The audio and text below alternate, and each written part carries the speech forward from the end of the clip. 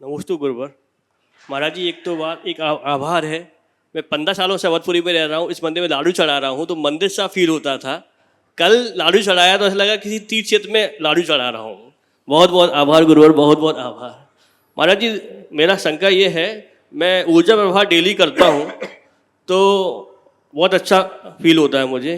क्या मैं, जब मैं एक डॉक्टर हूँ, मेरे संपर्क में महीनों तक पेशेंट संपर्क में रहते हैं, क्या मैं पेशेंट्स को अपने दे सकता हूँ ऊर्जा प्रवाह? किस तरीके से दे सकता हूँ? थोड़ा मार्गदर्शन चाहिए महाराज जी।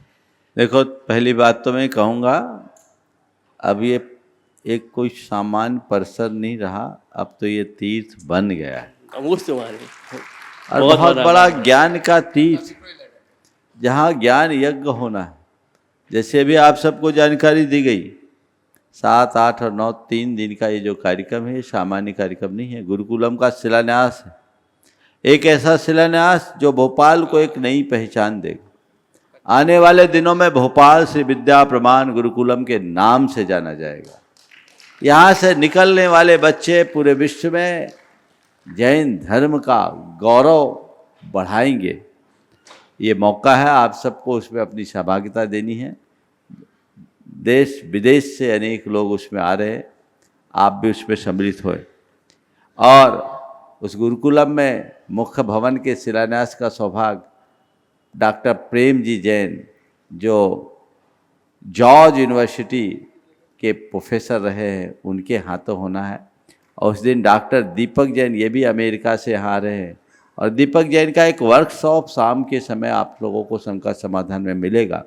उस कार्यक्रम में आप सब लोगों को उपस्थित होना है, खासकर युवाओं को। माता पिता अपने बच्चों को जरूर लाए, युवा बच्चों को लाए। डॉक्टर दीपक जैन हमारे विश्व की एक बहुत बड़ी विभूति है, अंतर्राष्ट्रीय पहचान के व्यक्तित्व हैं। आप सबके सौभाग्य से यहाँ आ रहे हैं। जैन इन्फिनिटी के कार्यक्रम को आगे बढ़ाते हुए वो यहाँ आएंगे, तो उनके उपदेश, उनके प्रबोधन को आप जरूर सुने। जितने लोग इस कार्यक्रम को देख और सुन रहे हैं, वे अपने अपने स्तर पर इसे फैलाए, लोगों तक इसकी सूचना जारी करें, ताकि सब लोग उस दिन शाम के शंका समाधान में, वो कार्यक्रम 6 बजे से 8 बजे तक का रहेगा, जिसमें हम अपने समय तक रहेंगे और दीपक जी का प्रबोधन चलता रहेगा। ये आप लाभ लें। 8 तारीख को शिलान्यास में आप सबको साक्षी होना चाहिए और हर व्यक्ति को ये भाव रखना चाहिए कि इस इतिहास की रचना में मेरा भी हाथ लगे, कम से कम एक ईंट में रखूं, ये भाव रखिए। और उसी दिन 7 तारीख का ये कार्यक्रम, 8 तारीख को गुरायतन का अंतर्राष्ट्रीय अधिवेशन है, वो गुरायतन के सदस्यों का कार्यक्रम है। और 9 तारीख को पिच्छी परिवर्तन, जिसका आप सबको हमेशा इंतजार रहता है, ये मौका है, आप सब उससे लाभान्वित हो।